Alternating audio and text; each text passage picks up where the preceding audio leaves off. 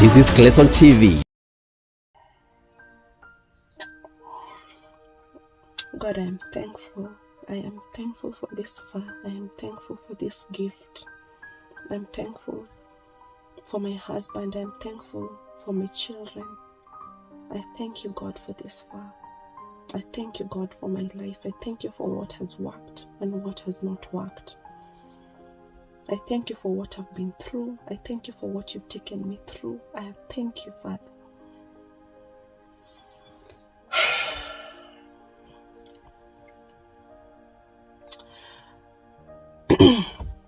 Guys, allow me to talk about something that I feel will encourage someone out there who's probably going through this situation. Or rather, if you can pick a few things here and there, yeah?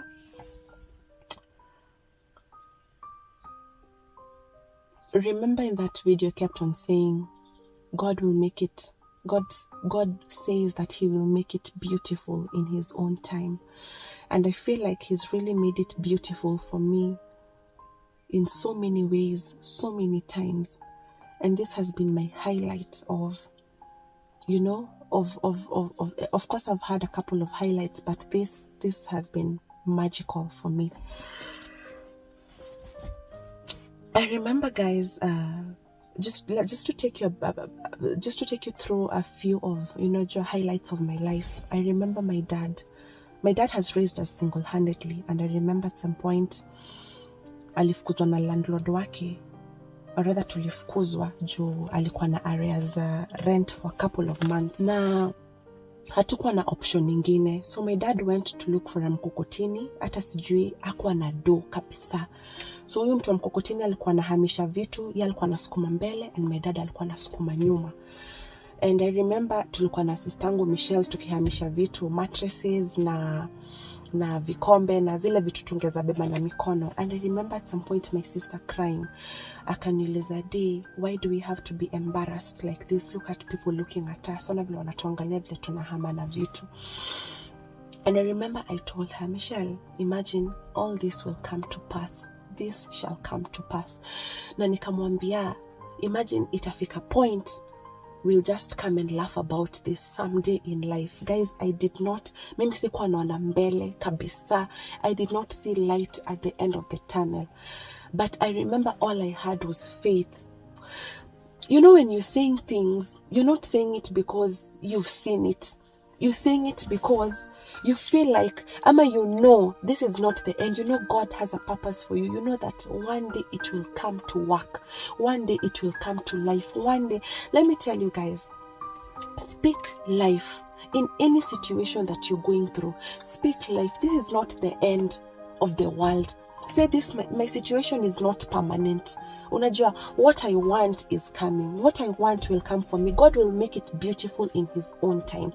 I'm not here to preach, but I just feel like I have mixed emotions about how my life has turned out to be, because I feel like sometimes I was just speaking, and God amekuja akazi unveil in his own time. My life has not been rosy, and my life, I've done some things that I'm not proud of to say, but it was my life. It's in the past, and I'm going to share it with you guys because I want it to encourage someone and inspire someone just to know that, you know what, life does not, you don't have to live life the way you're living it right now.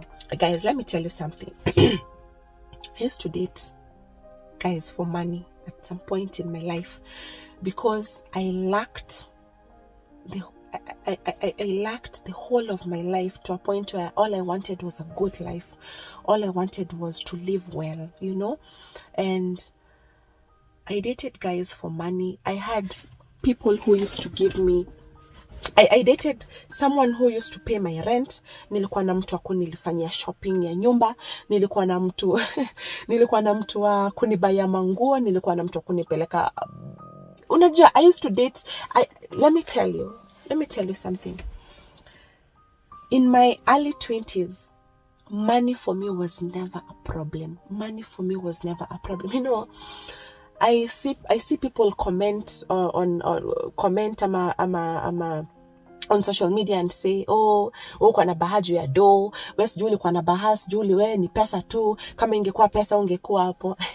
Hey, guys, I don't want to brag, but let me tell you something. Ata baha akinimit when we used to hang out. Tukimit leo, I have this car. Tukimit kesho, next week, any other day, I have a different car.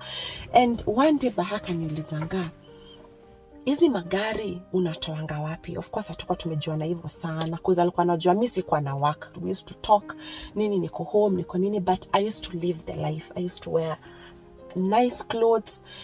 Yani hata nikwambia, mimi nilikuwa naenda shopping, nafanya shopping na stack fridge mpaka uwezi funga fridge. Literally, that was my life. Na hata nikwambia, this money, okay, I'm jumping, but this is what my emotions are telling me. Wacha niwaambie, hii pesa ya kupatiwa, hii pesa ya haraka, let me tell you, you don't think of saving, you don't think of, unajua, let me save this money, let me open a biashara, let me do this, because the money is used to coming. Kuna mtu anakupea 30k, kuna mtu anakupea 10k, kuna mtu anakupea 20k huko. So by the time unagather, my life was, I go, spend money, buy clothes, buy shoes. I go look at my house. I had everything. Look at my house na shanga. Hizi shandalia zimekaa hapa. Si nizi change. Ni change shandalia. Guys, that was my life. So Baha used to ask me, unatoa gari, hizi magari nini? So I lied to him, nikamwambia, because I used to date a guy who also had a fleet of cars. He was alikuwa anafanya stories za kahaya, so ndio alikuwa ananipatianga, ananiambia leo utatumia gari, so ananiambia kesho utarudisha hiyo, utachukua hii nini. So that was the life, yeah. So nikamwambia, I may have a fleet of cars, I hire out cars nini, because he doesn't know me, unajua. So nilikuwa namdanganya tu hivyo, but of course deep down alikuwa anajua hapana huyu dem. Yeah, so and I remember at some point I was even a side chick to a married guy. And guys, like I'm saying, I'm not telling you this because I'm proud of what I did. I am telling you this because they are facts of my life, and I want to encourage someone and tell someone that you don't have to live life the way you're living. Yeah. So I used to date this guy who was married, and let me tell you, I liked that guy sana. And I remember at some point he liked me too, and I remember at some point alikuwa aliniambianga, D, I will not lie to you that I'm going to leave my wife for you, but if you want, and you want this to work, and you want us to to settle down, and unajua, all I can do is I promise you that I'm going to get you a car under your name, I'm going to get you a house under your name. And akaniuliza, unataka kuwa na watu wangapi? Mimi nikamwambia, I want to have 3 kids. Akaniambia, now I can give you 3 kids, I can give you 1 kid, you know. And I was okay. Mi nilikuwa sawa. Me, as long as, let me tell you, I was a side chick, but the guy was good. Mi stadanganya apati nini ama nini. And let me tell you, you see, once you're a side chick, kuna rules, kuna dating rules. Kuna ile, you cannot call that guy past these hours. Unajua, kuna time kama Father's Day, kuna time ya birthday ya wife, kuna time ya sijui weekends, kuna time, hizo times hawezi call, hizo weekends akona wife, but kuna Father's Day wife mpaka treat, kuna birthdays za wife alikuwa anatravelishwa globally around the world nini. So kulikuwa na kale kanyongo, kale ni kawaru kinyongo enye ulikuwa nasikia. So that was my life, unajua, but it was a life of it was a roller coaster. Unajua, kuna time uko down, kuna time una feel like kwani you're not pretty enough, you're not beautiful enough to get a man for yourself. Unajua, kulikuwa na times kwa hiyo roller coaster, unajua uko juu, una feel ma road trips, ma drinks, ma nini, mnaenda kule, mnapewa do, unapewa nini. But ukishapatiwa do, ukishaenda kwako unalala, unajiuliza, is this the kind of life that I want to live? Me being a side chick, me being with a guy who's married. As in, I used to ask myself, if I get married, will I be comfortable As in, would I want my husband to have a side chick? Let me tell you, I was very cautious about everything. And I remember one day I had this friend of mine, na nikamwambia, mi taki story, mi nataka kuambia huyo msee tuachane. Akaniambia, mi ningekuwa wewe, mi siwezi fanya hivyo. For once, mimi nilikuwa namwambia, mi imagine, mi nikikuwa married, mi siwezi taka kufanyiwa hivi. Unajua? Na akaniambia, for once, you like thinking about other people. Ati, yes, huyo wife si akona nyumba yake, si akona gari yake, si akona sijui nini. Wewe mbona? Wewe si wewe ukaa chini. Wewe ngoja hata wewe upati. Wewe make sure kama unamuacha uko na nyumba ndio your name, uko na sijui nini. But let me tell you guys, kulikuwa na ile ya no, you can do better. You know, you can do better. At the same time, you want a good life, you can do better. Sasa umwache alafu uende usafe. But anyway,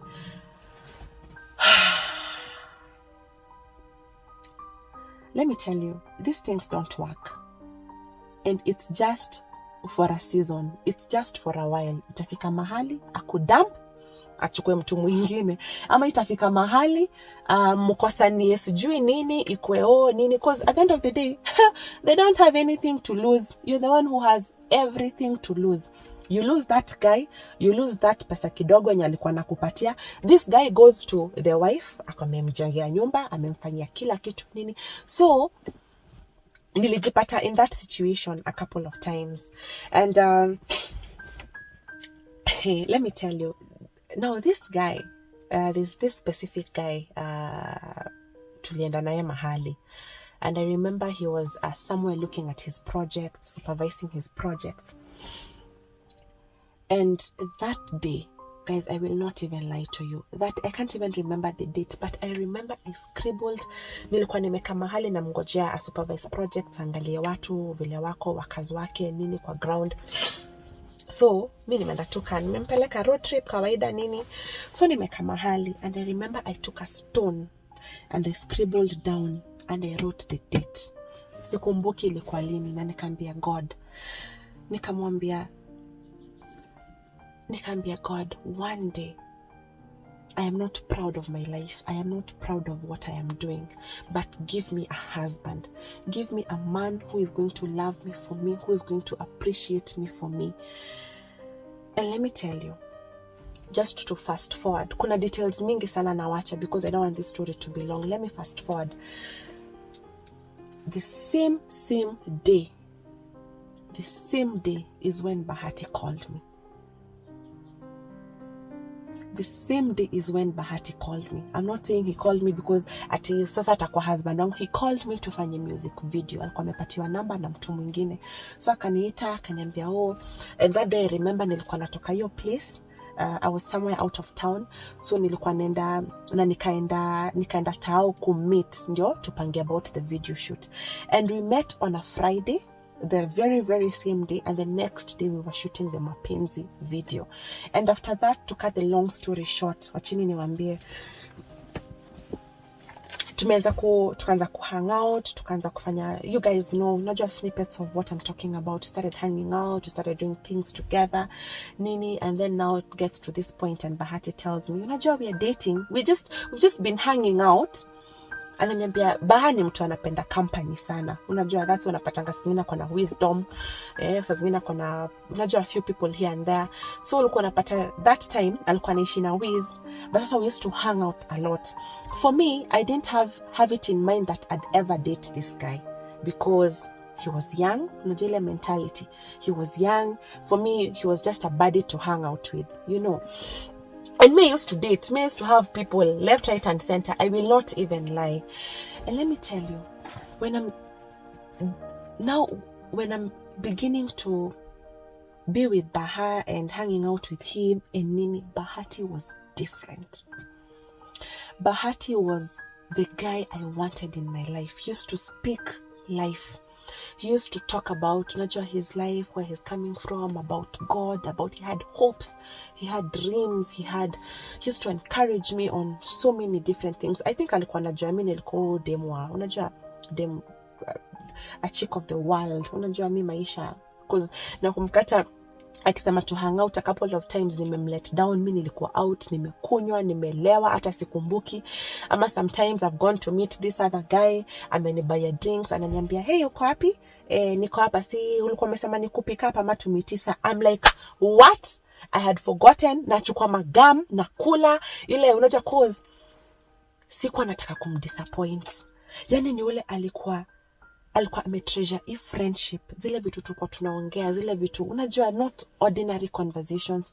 And I was like, guy, unachukua gum, unatupa, unachukua zingine. Mimi nilikuwa na gum zimeja kwa gari, unajua, juu nimelewa, umekunywa pombe, utaki umit kama unanuka pombe, you know.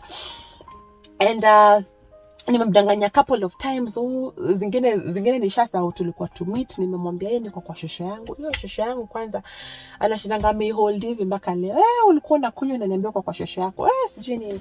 But anyway guys, so Baha was different, and I kind of now was comfortable. You know, I want to hang out with him more. I want us to have these discussions more. I want us to talk about God. I want us to talk about unajua. And let me tell you, one day I made this decision in my life, and I told God, you know what, after unajua a couple of hangouts, and one day out of the blues tuna hang out, and Bahati tells me, unajua sahi tuna date, sijui nini. And I'm like, what do you mean tuna date? Like tunatembea tuna drive gari randomly, we are talking, alafu anaanza kuniambia wewe nakupigianga, saa zingine uchukuangi simu, wewe nakufanyianga hivi, saa zingine ufanyangi. And I could see the heart in him. Akaanza kuniambia, of course by now unajua tuna date. Guys, I'm going to tell you, there's someone who's just come in. Kama mnamuona ndio anapita, I'm going to tell you about him. So guys, like I was saying, so unajua, now I'm beginning to hang out with Baha more, and I feel like I really want to know him. And got to this point, and ananiambia sahi tuna date nini, and I could see the heart in him. Akiniambia saa zingine nakukolingi, uchukuangi simu nini. So Baha used to call me, and niko hapo, ananiambia hii nafanya, because unajua sikutaka kumkosea, sikutaka kumdisappoint in any way. And let me tell you, I knelt down to God and I told God, Baha knows that we are dating. Ama nafikiria tuna date, and I don't want to disappoint him right now. But I'm going to give this a chance, and I'm going to give my best. And let me tell you, I cancelled everyone in my life. I cancelled every guy I had in my life. And I said, you know what? Liwe liwalo. Bahati had enough for him. Let me tell you the truth. Bahati had enough for him. Had enough for him and Morgan and the two girls. Alikuwa anaishi na Purity, Morgan, and there's this small girl. There's this other girl called Rose, when alikuwa amewatoa children's home kuwa support. So he had enough to pay his rent, enough to pay the rent ya studio yake, and enough to, unajua, keep him going and keep him surviving. So imagine I'm now in his life, na nimeamua kuachana nao watu wote just to settle on this, because I felt like this is what I really wanted in my life. You know, I wanted this kind of a guy in my life. So you can imagine cutting out my life from out of the blues just one day, and I decided I'm not going to talk to these guys. I'm going to focus my attention on Bahati. And I remember the first 2 years were very, very hard. Me, I was used to being given money. Me sikuwa job. I was used to every bill was being paid. Everything was catered for. And right now, I used to even, you know, support my dad, pay his rent and all that. Niko hapa, niko na nyumba nalipa rent 30,000. I have my sister and her twins who are living with me at that time. I need to support them. I need to pay their rent, 30,000. I need to pay rent for my dad. I need to, unajua, make sure that nimebaya watu wake manguo, because she was also not in a good place at that time. And all these things I want Bahati to do. So nakumbuka ilifika point tunakosana sana, na push to the edge, namwambia me I want money, I want you to do this, I want you to pay this for me, nini. Unapata saa zingine hakuwa na you can imagine kama ni bills peke yake, bills zangu peke yake zilikuwa zinafika 60,000 bills peke yake. So nataka nipatie 60,000. I pay rent for my dad, I pay rent for Michelle, I buy for them shopping, I think that was the list. So kwa tunakuwa sana, Bahati amenishikilia na unajua ile namwambia na threaten kumwacha, sijui nini, but then again okay, siku threaten ati hivyo. And I remember at some point Bahati came and told me, you know what, me I like you, I love you, but I think mali tumefika, I cannot take care of you and take care of your family at the same time. So mi naona inanishinda, na kama una feel like we cannot sit down and agree to, unajua, see how this is going to work between me and you, I just think it's best for me to let you go. And let me tell you, those words pierced me deeply, and I was like, what am I doing to this guy? Why am I trying to make him fit in that space of other people? Because unajua, this other people, si ati ilikuwa ni mtu mmoja anafanya everything, you know. Na nikamwambia, you know what, we're going to do life together, and I'm going to make tough decisions for myself and for my sisters and for my family.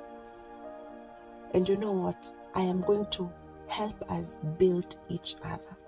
I'm going to work where I can. Na wewe utafanya where you can. And you know what? I'm going to treasure this as a family. So, kukaenda hivyo, things were difficult, things were tough, nini. Ikakuwa niyo sasa Bahati is now proud of us, proud of me.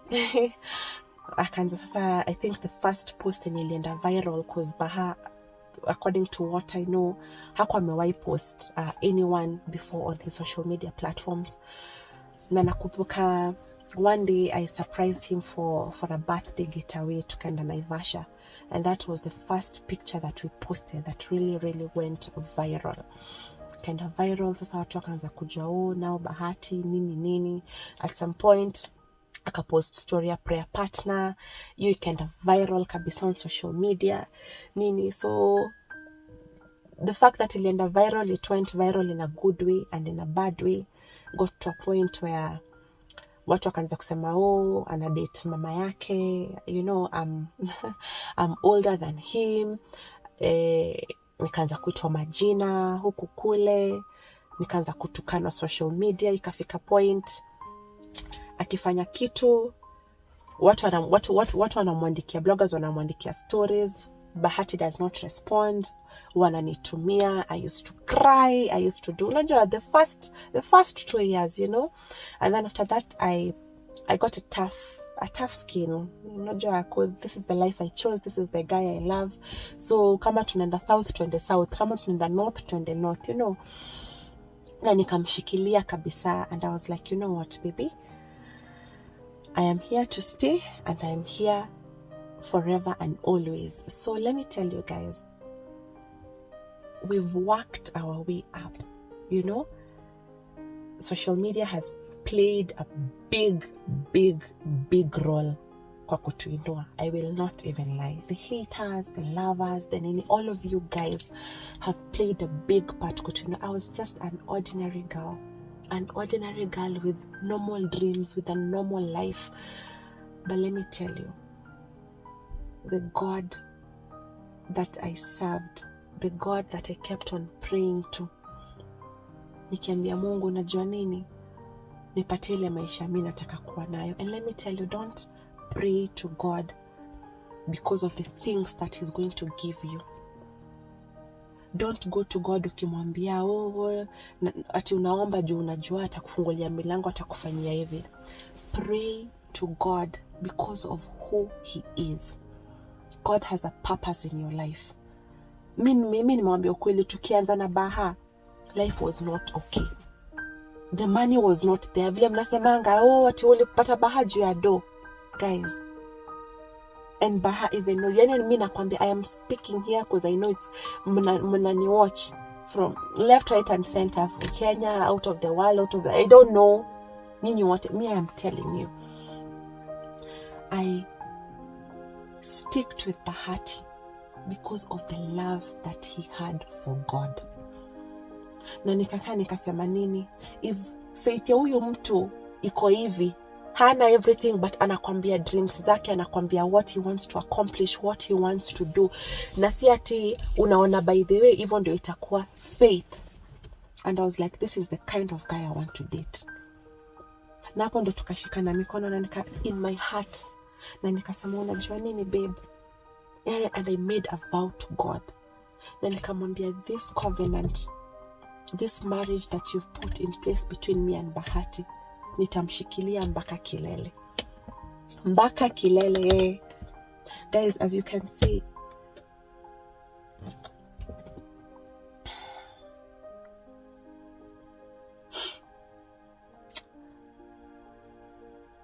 yani sina words. If you would have told me 5 years down the line that Bahati would at some point come and surprise me with a house, he bought for me a house. Bahati yesterday he surprised me with this car. And I'm sitting here to tell you guys, let me tell you, trust the process. Trust the process kabisa. Yani, you don't have to see the end now.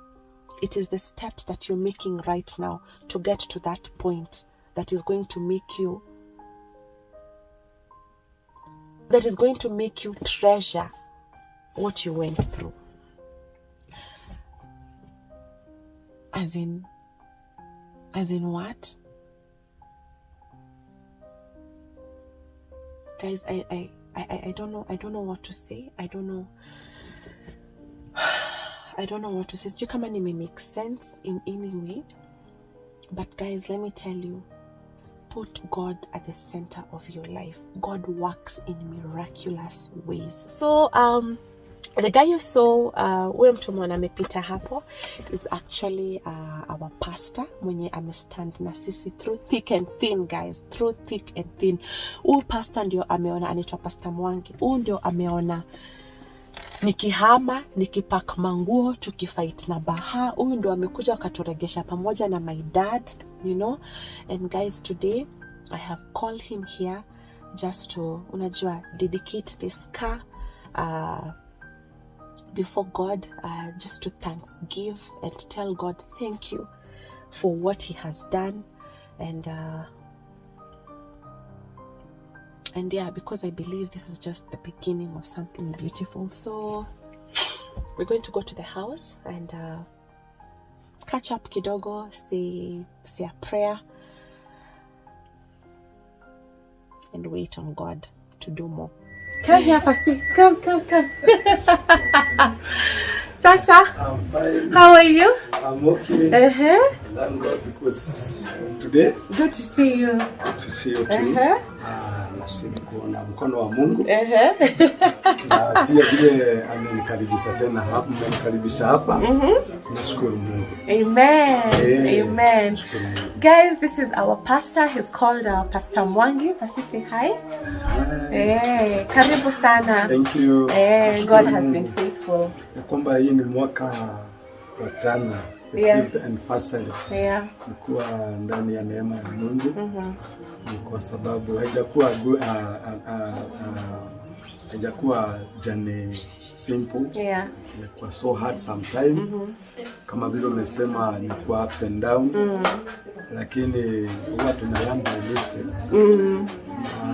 Wakati huo mungedhania mngefika hapa. Kweli. Yeah, sometimes nilikuwa mna feel like it is now over. But Mungu kupitia hekima yake na maombi aka-intervene. Nashukuru ya kwamba leo nakuja ku-celebrate the 5th anniversary. Amen. I'm trusting God ya kwamba nita-celebrate more and more. Amen.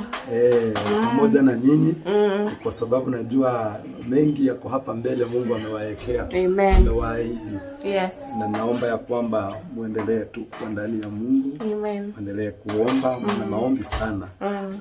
ndio inaunganisha watu zaidi. Amen. Na zaidi ya yote kukaa ndani ya neno, maana neno ndio pia Mungu atawaunganisha zaidi. Amen. Na watoto wenu wa grow more strong in the spirit, in the faith, na najua kwamba mnaenda mbali. Amen. Mnaenda mbali. Yangu ilikuja kucelebrate na kuona what God can do. Kwa watu ambaye wametoka from the humble beginning, na sasa Mungu anawapeleka to the high level. Amen. Oh, I was so surprised. Oh my God. It was amazing. It was amazing. Hata mimi I was surprised. Hata mpaka saa hii.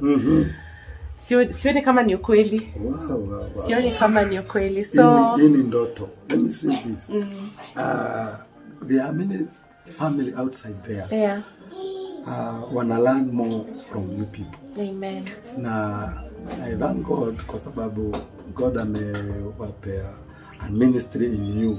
Not only to celebrate each other, but also to encourage other families there outside. Amen. Especially of these young couples. Hawa wanataka kuoana ama hawa wameoana hawajakaa sana kwa ndoa, lakini mumewapea a lot of there is a lot wanna learn from you people. Kwa sababu ya the love, the gifts, the good time share. Hata kama kuna mnakosana sometimes, mnasemwa. Many of the time huwa wakati mwingine nauliza, Nadia kona hati vizuri, because kuna wengi hawawezi waka accommodate what sometimes you accommodate, because social media hiyo inaongea charity ya nyumba, you are also a mother, and so unaweza ku accommodate all that. And thank God, because kuna mtu ana learn from you people who handle things, hata kama zimekuwa tough ama kama kumekuwa na ungumu, lakini ana handle. Na ninashukuru Mungu kwa sababu Mungu kuna wakati anijiongeleza akaniambia mnaenda kufanyika kuwa pillar ya many generations, and also not many generation, also many families in Kenya, not only in Kenya, even in Africa and other world. Na ninaamini ya kwamba kuna watu ndoa zao sitasimama watakapokuwa wanawaangalia na kuwaiga. So Pasi, mimi kwa nakuita hapa, yes, because si unajua you've been here all through. Unajua vile nimesema, through thick and thin, through the bad and the good. Na saizi Mungu ametenda. I wanted us to go outside, and say a prayer of thanksgiving, because it's been an amazing 5 years. Nimeona mkono wa Mungu kabisa in our lives. So we'll go out, we just pray and say thank you to God, manake ametenda na najua atazidi kutenda.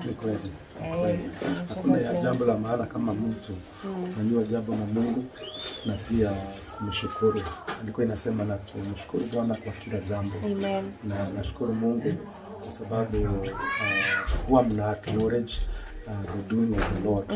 In every step, in every level Mungu anawatake, mnakuwa wa acknowledge what God is doing in your life. Amen. Na ninasema kwamba hii bado ni stepping stone. Kumshukuru Mungu huwa ina-ignite ama inachangia Mungu tena anafanya mengi. Amen. Naamini ya kwamba ni mengi nakuja. Amen. Amen. Mimi nashukuru sana Di kwa this privilege ya atakuja hapa kushukuru Mungu na kuwa part and parcel of what God has done in this fifth anniversary yako in the marriage yenu, kwenye marriage yenu. Mimi nasema Mungu atatenda makubwa. Hii ni just a beginning. There are many things, there are a lot that the Lord is about to do. Amen. In the name of Jesus. So tutamshukuru na ili kwamba Bwana naye apokee sifa. Amen. Alright. Jehova Mungu wa majeshi, tunakushukuru kwa sababu ya matendo yako. Haijakuwa rahisi. Miaka 5 nimekuwa na changamoto nyingi, nimekuwa na challenges nyingi, lakini nimekuwa pila kwa hii marriage na umekuwa mwaminifu kwa hii couple.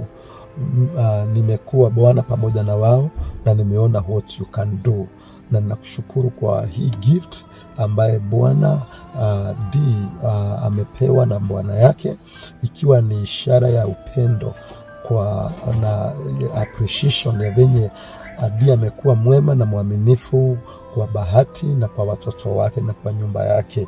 So nashukuru, naomba usidi kumpa D neema, na hata pia ukampatie Bahati neema, na hata zaidi usidi kuongezea miaka ya kufurahia ndoa, ya kufurahia jamii katika jina la Yesu.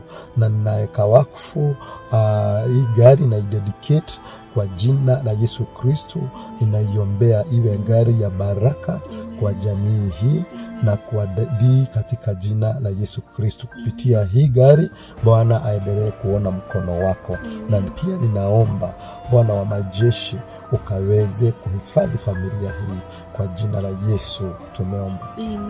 Amen. So nashukuru sana, nashukuru sana kwa sababu najua mnaenda mbali. The next time nitakuja pia, najua nitakuja kudedicate a chop. Yes, we received that in Jesus name. And guys, that is the importance of speaking life. Tumekuwa hapo ndani na pasi, of course we couldn't record everything, lakini ameniongelesha powerfully about you think calling things names. Calling things names. You know, when Adam was in the Garden of Eden, he was given by God and the assignment, and the assignment was to name the animals names and the birds of the air names. And so in every name alimpatia mnyama ili stick. The bird of the air ili stick that word, meaning Mungu hakumupatia majina, hakumpatia option ati niko na hizi majina, angalia ni gani utaita dog, utaita leopard, utaita lion. No, yeye mwenye ilikuwa inatoka kwake, ilikuwa inatoka kwa kinywa cha Adam. And so my liberation ilikuwa ni lazima wewe mwenyewe ujitafutie jina. Wewe ndio una create names for yourself.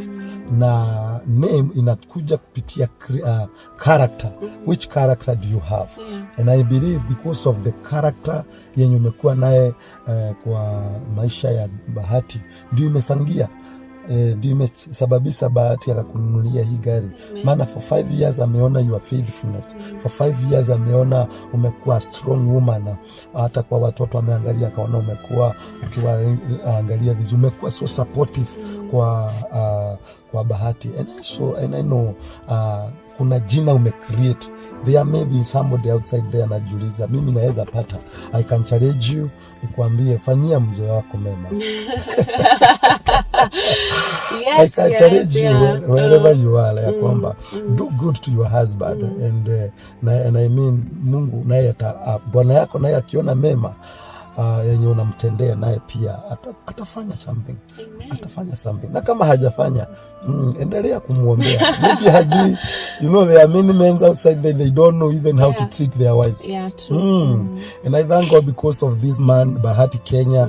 He know how to treat he know how to treat mke wake. Na ninajua ya kwamba hata sisi wale wanaume wako kule pia mko huko mnaangalia, najua ya kwamba pia mna learn something. I know you are learning something. Yeah, you are. How to treat your wife. God bless you. God bless you so much. So anyway, guys, that's about it.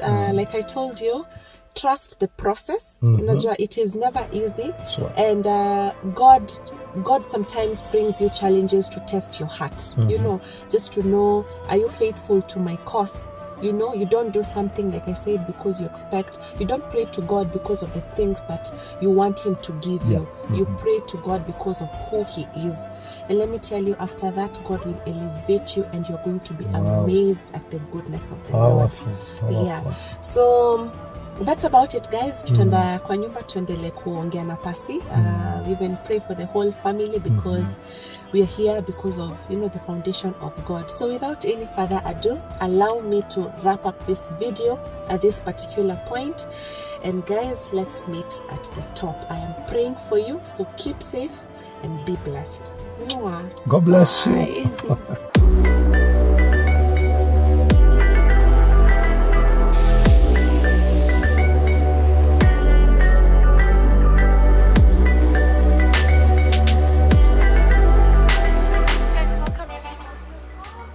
So guys, the reason why I am here at Motor Hub, Kenya is to pick my number plate. Can I scream? Guys, my number plate is ready. So guys, I'm being told that they've already fixed my number plate. So let's go check it out together. Oh, my baby. Hi, sweetie. I love you.